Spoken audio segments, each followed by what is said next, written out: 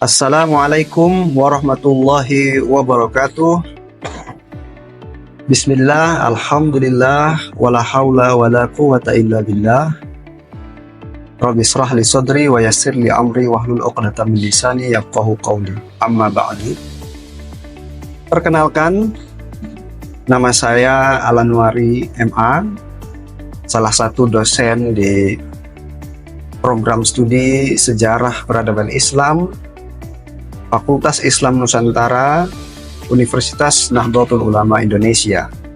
Kali ini saya akan membagikan unjuk kerja saya dalam rangka sertifikasi dosen tahun 2025. Mata kuliah yang saya ampu adalah mata kuliah antropologi, di mana mata kuliah ini berjumlah 2 SKS untuk mahasiswa semester 5 yang akan dilaksanakan sebanyak 16 kali pertemuan. Mata kuliah ini terdapat beberapa capaian pembelajaran. Di antaranya yang pertama adalah memiliki sikap kepekaan sosial dan kepedulian untuk bekerja sama dalam kehidupan bermasyarakat, serta taat hukum dan disiplin dalam kehidupan bermasyarakat dan bernegara. Yang kedua, menunjukkan sikap kepemimpinan, bertanggung jawab, dan responsibilitas atas pekerjaan di bidang sejarah peradaban Islam. Lalu yang ketiga, menguasai secara mendalam kajian kepurbakalaan dan manuskrip kuno serta ilmu bantu lainnya. Yang keempat, menguasai pengetahuan antropologi secara umum dalam mengembangkan ilmu sejarah. Dan yang kelima, mampu menunjukkan kinerja mandiri yang cerdas, kreatif, inovatif, dan berkualitas dalam bidang sejarah peradaban Islam. Dan yang terakhir, mampu menggunakan dan mengaplikasikan teori-teori sosial, politik, dan antropologi sebagai alat bantu analisis fenomena sejarah peradaban Islam dengan perspektif integrasi keilmuan dalam karya tulis ilmiah dan karya dokumenter sejarah. Kemudian mata kuliah ini juga terdapat CPMK, di antaranya mengetahui tentang antropologi secara umum. Itu yang pertama. Kemudian yang kedua, mampu mengelaborasi antropologi budaya ke dalam bidang kajian Islam di Indonesia. Dan yang terakhir, mampu menumbuhkan semangat cinta tanah air melalui pendekatan antropologi dalam kajian sejarah Islam di Indonesia. Nah, mata kuliah ini wajib diambil oleh seluruh mahasiswa program studi sejarah peradaban Islam Unusia. Nah, di dalam mata kuliah ini mahasiswa akan mempelajari antropologi sebagai pendekatan dalam mengkaji sejarah Islam di Indonesia, baik itu teori maupun prakteknya. Adapun tujuan dari mata kuliah ini adalah untuk mengelaborasi pendekatan antropologi yang berisi nilai-nilai, norma, dan budaya yang terdapat pada sejarah dan perkembangan Islam di Indonesia. Kemudian dari CPMK kami turunkan ke dalam beberapa pokok bahasan atau sub CPMK yang kami buat dan kami desain untuk memenuhi 16 kali pertemuan. Pokok bahasan yang pertama adalah pengertian, fungsi, dan manfaat antropologi di dalam terutama fungsinya untuk kajian sejarah. Lalu yang kedua, sejarah dan perkembangan antropologi. Yang ketiga, teori dan macam-macam antropologi. Yang keempat, etnografi dan antropologi. Yang kelima, antropologi sosial. Yang keenam, antropologi budaya. Ketujuh, sejarah manusia. Kedelapan, manusia Indonesia. Kesembilan, kebudayaan dan perubahan sosial. Ke-10, sistem religi dan ilmu gaib di Indonesia. Ke-11, antropologi orang-orang pesantren. Ke-12, antropologi dan film sejarah ya.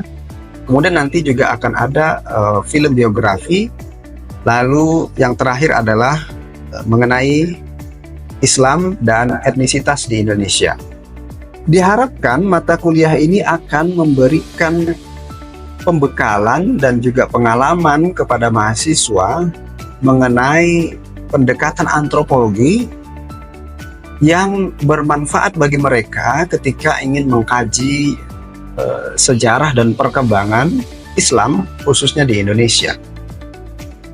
Nah, adapun rujukan atau referensi yang saya gunakan di dalam mata kuliah ini diantaranya misalnya bukunya Pak Kuncharaningrat ya, yang berjudul Pengantar Ilmu Antropologi yang diterbitkan oleh Aksara Baru.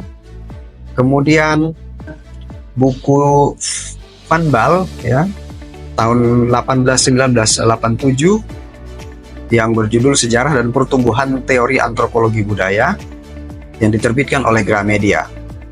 Lalu juga ada bukunya Yuval Noah Harari ya, mengenai sejarah ringkas umat manusia dari zaman batu hingga kepunahannya. Lalu ada buku Mokhtar Lubis ya, yang berjudul Manusia Indonesia yang diterbitkan oleh Yayasan Obor Indonesia. Lalu selanjutnya ada buku Kiai Haji Saifuddin Zuhri yang menulis buku berjudul Guruku Orang-orang dari Pesantren yang diterbitkan oleh Elkis. Lalu berikutnya ada buku Clifford Geertz ya. Saya menggunakan setidaknya ada 2 buku Clifford Geertz. Yang pertama berjudul Kebudayaan dan Agama. Lalu buku berikutnya yang cukup populer yaitu Agama Jawa, Abangan, Santri Priai dan Kebudayaan Jawa. Lalu yang terakhir ada buku James Bradley yang berjudul Metode Etnografi. Nah, referensi ataupun sumber yang saya gunakan tadi dilengkapi dengan buku-buku dan jurnal ilmiah yang relevan dan berkaitan dengan mata kuliah ini. Lalu juga didukung oleh film ya, sehingga nanti di dalam pertemuan ini akan ada film dan mahasiswa akan menganalisis film. Kemudian media pembelajaran yang digunakan di dalam mata kuliah ini adalah misalnya ada laptop ya, ada modul, kemudian saya juga akan menggunakan papan tulis dan juga proyektor. Lalu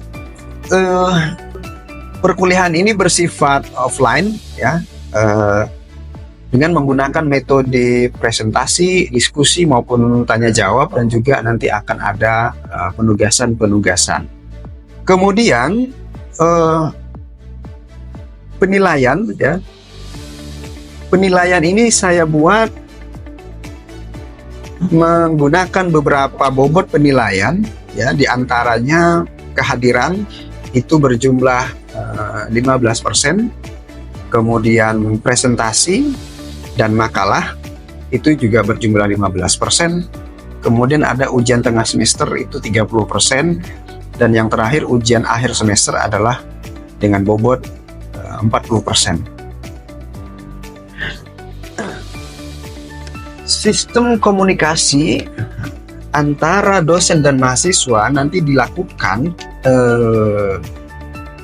secara sistem ya, melalui sistem yaitu Siakat yang sudah digunakan oleh mahasiswa, dan mahasiswa juga cukup familiar dengan Siakat, dan juga nanti didukung oleh melalui via grup WhatsApp ya. Kemudian nanti mahasiswa juga bisa menghubungi nomor saya dan juga email saya yang tertera di RPS ini. Berikutnya saya akan membagikan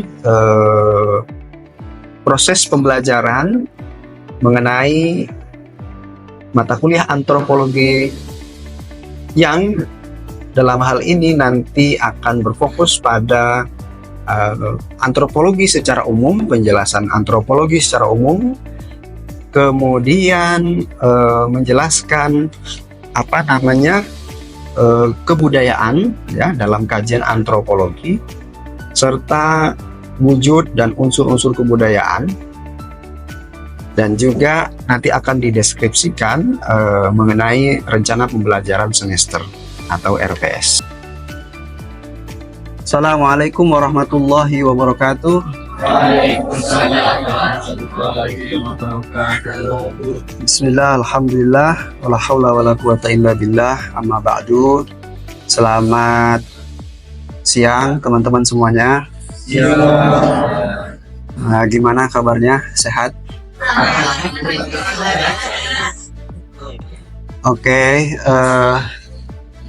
hari ini kita akan belajar dan berdiskusi di mata kuliah antropologi ya. Tema kita hari ini adalah mengenai kebudayaan ya. Nah, hari ini kita akan coba mendalami ya apa itu kebudayaan ya, definisinya, kemudian wujud dan unsur-unsur dari kebudayaan itu sendiri ya. Jadi itu yang akan kita diskusikan atau yang menjadi tujuan perkuliahan kita pada kali ini. Sebelumnya saya absen dulu ya. Siti Jumiati hadir? Amir Fauzi, Maulida Zahra, Kaniska, Arif Sulaiman,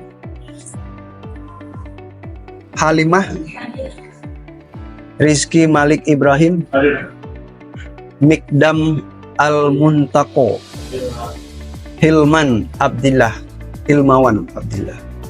Muhammad Fakih Ar-Ridho. Oke, alhamdulillah semuanya hadir dari 31 mahasiswa ya. Baik, kita lanjutkan mengenai materi kita hari ini ya. Saya akan menjelaskan sedikit tentang materi kita mengenai kebudayaan ya. Nanti akan dilanjutkan dengan tanya jawab dan juga diskusi yang reflektif untuk memahami apa itu kebudayaan ya, termasuk di dalamnya ada wujud ya dan unsur-unsurnya, sehingga dari perkuliahan kita hari ini ya mengenai kebudayaan ya, kita akan coba melihat ya bagaimana pendekatan antropologi ya yang bisa digunakan atau yang bisa bermanfaat di dalam kajian sejarah ya, khususnya sejarah peradaban Islam yang secara spesifik lebih khusus lagi di Fakultas Islam Nusantara, maka kita akan berfokus juga pada sejarah Islam di Nusantara atau sejarah Islam di Indonesia. Nah, apa itu antropologi ya? Mungkin dari teman-teman di sini sudah pernah mendengar atau sudah pernah mengetahui sebelumnya terkait apa itu antropologi. Nah, silakan Isna. Kira-kira menurut kamu apa antropologi itu? Dalam tahu antropologi itu ilmu yang mempelajari tentang manusia. Baik, ilmu yang mempelajari manusia, aktivitas manusia ya, dan yang berkaitan dengan manusia ya. Baik, ya coba kita perhatikan menurut para antropolog ya, yang disebut sebagai ilmuwan di bidang antropologi, yaitu misalnya Pak Kuncharaningrat yang mendefinisikan ya antropologi itu adalah ilmu ya. Jadi dia adalah ilmu yang mempelajari tadi manusia ya pada umumnya, baik mengenai warna kulit, bentuk fisik maupun kebudayaan yang dihasilkan ya. Di pertemuan sebelumnya kita juga sudah mendiskusikan ya mengenai apa itu antropologi, kemudian pembagian dari ilmu antropologi itu sendiri ya. Nah, sama-sama kita ketahui juga bahwa antropologi itu ada dua cabang utama, yaitu antropologi fisik dan antropologi sosial. Nah, nanti kita akan coba mengkerucutkan kepada antropologi budaya. Nah, pada mata kuliah antropologi kali ini ya, kita itu menggunakan perspektif atau pendekatan antropologi budaya ya. Sebenarnya ada banyak sekali cabang dari antropologi itu, hanya saja kita akan menggunakan perspektif ataupun sudut pandang antropologi budaya ya, supaya nanti bisa bermanfaat di dalam kajian-kajian sejarah. Nah, ketika kita menggunakan perspektif atau pendekatan antropologi budaya, maka di sana ada aspek-aspek, misalnya fokus kajiannya itu pada adat istiadat ya, kebiasaan atau juga ritual ya, ritual keagamaan ya. Nah, di sanalah ranahnya ya antropologi budaya ya. Nah, apa hubungannya dengan sejarah? Ya jelas bukti-bukti mengenai situs kebudayaan ya itu akan bisa menjelaskan ya tidak hanya periodisasinya, tetapi juga bagaimana pola hidupnya ya manusia pada masa itu. Ya, saya kira ini juga sudah kita diskusikan di dalam pertemuan sebelumnya. Lalu kebudayaan. Nah, pada pertemuan kali ini kita akan fokus pada kebudayaan ya dalam kajian antropologi. Sebenarnya apa itu kebudayaan? Ya, seperti yang kita ketahui ya di dalam sumber-sumber misalnya KBBI ya sebagai rujukan mengenai istilah dan sumber bahasa ya, budayaan berasal dari kata budaya ya, yang merupakan serapan dari bahasa Sanskerta dari akar kata budi ya, atau dalam bentuk yang jamak itu dengan sebutan atau dalam bahasanya yaitu budaya ya. Nah, menurut Kuncharaningrat ya, kebudayaan itu adalah seluruh sistem gagasan ya, rasa, tindakan, serta karya yang dihasilkan oleh manusia dalam kehidupan masyarakat yang diperoleh melalui proses interaksi ya dan proses belajar. Nah, jadi kalau kita merujuk kepada Kuncharaningrat bahwa kebudayaan ini ya sesuatu yang dihasilkan oleh manusia itu tadi, seperti yang kita diskusikan di awal tadi ya. Kemudian misalnya Taylor juga mendefinisikan ya kebudayaan adalah suatu keseluruhan kompleks yang meliputi pengetahuan, kepercayaan, seni ya, kesusilaan, hukum, adat istiadat ya, serta kesanggupan dan kebiasaan lainnya yang dipelajari oleh manusia sebagai anggota masyarakat. Jadi tidak hanya sebagai individu, tetapi dia merepresentasikan atau mewakili anggota masyarakatnya. Misalnya, ya di sini ada Siti Jumiati misalnya yang dari mana? Dari Bima ya kalau nggak salah ya, NTB ya.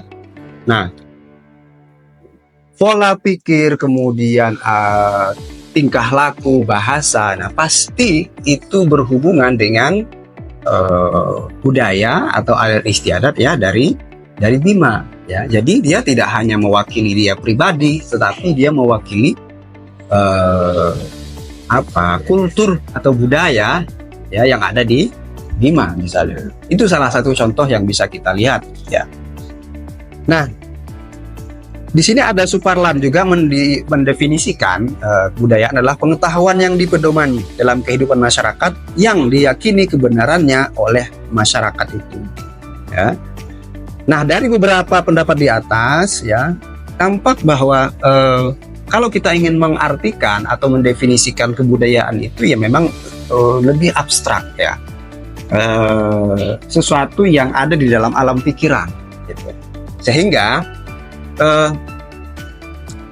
ini tidak bisa terjadi di dalam proses yang instan atau cepat. Dia harus mengalami tadi apa yang disebut oleh Kuncharaningrat, ya, mengalami proses belajar, ya, mulai dari lahir kemudian menjadi anak-anak, ya, kemudian remaja, dewasa, dan seterusnya. Nah, itu kan melalui proses interaksi dengan lingkungan, keluarga, masyarakat, ya, dan yang masyarakat di sana itu identik dengan misalnya sukunya apa, misalnya agamanya apa. Nah, itu sangat mempengaruhi, ya, alam pikiran manusia, gitu.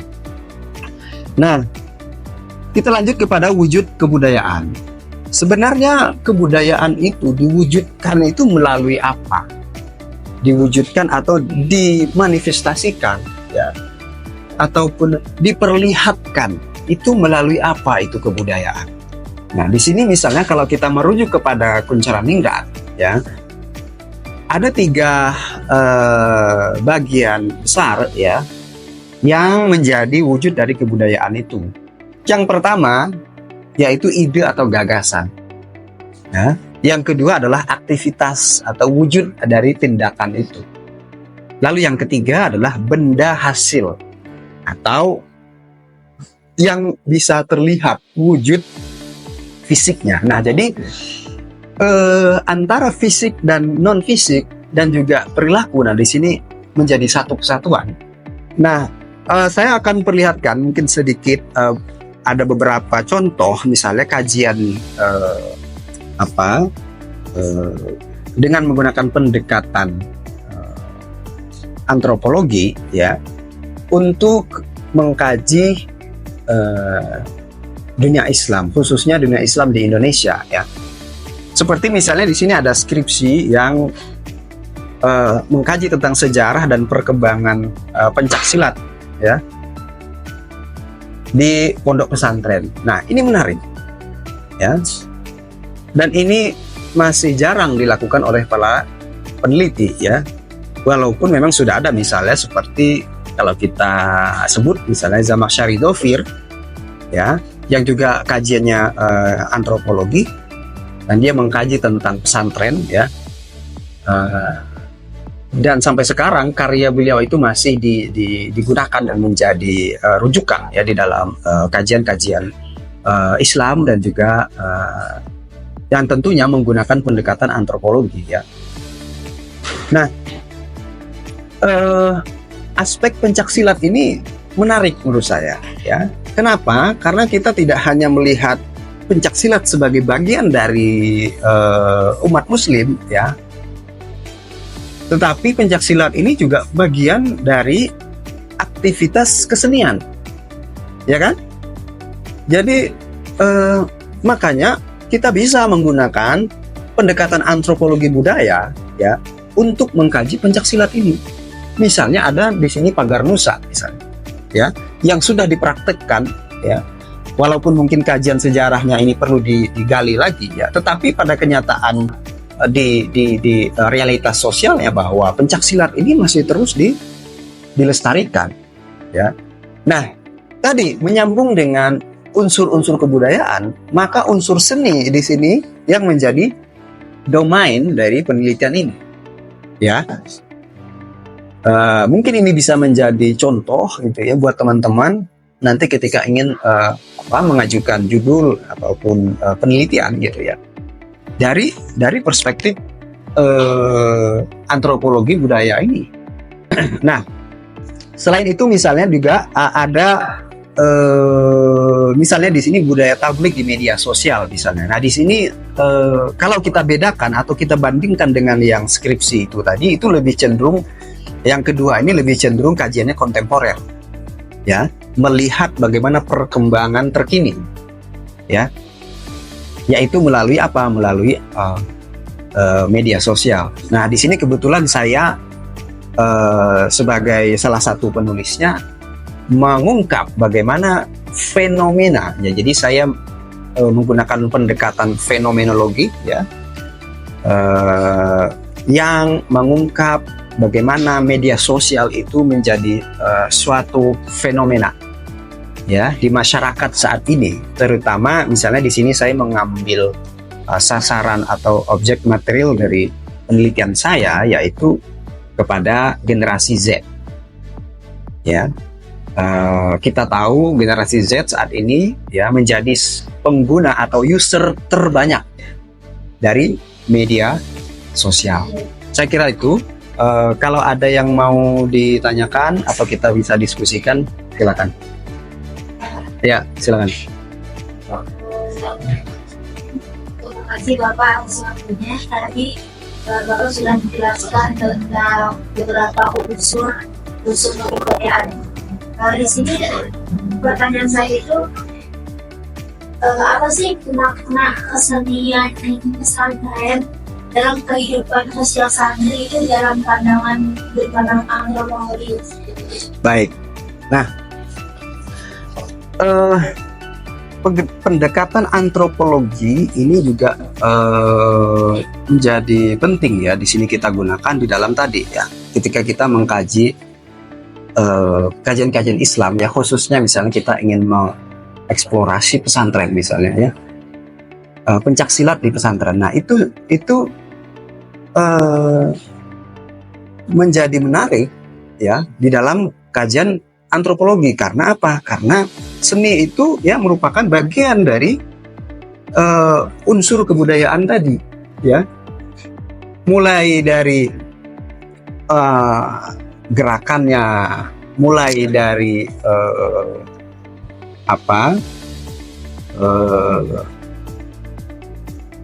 ekspresi yang digunakan, ya, itu sangat mencerminkan dari seni, ya. Jadi tidak hanya pada aspek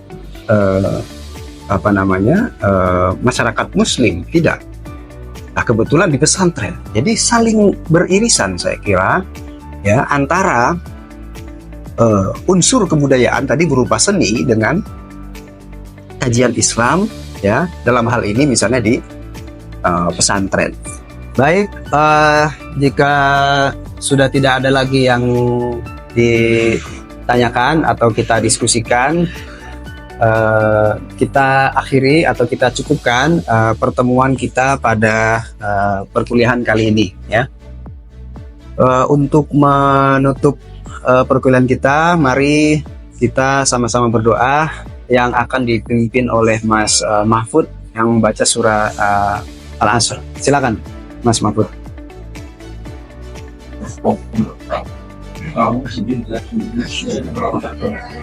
Bismillahirrahmanirrahim. Wal 'asr.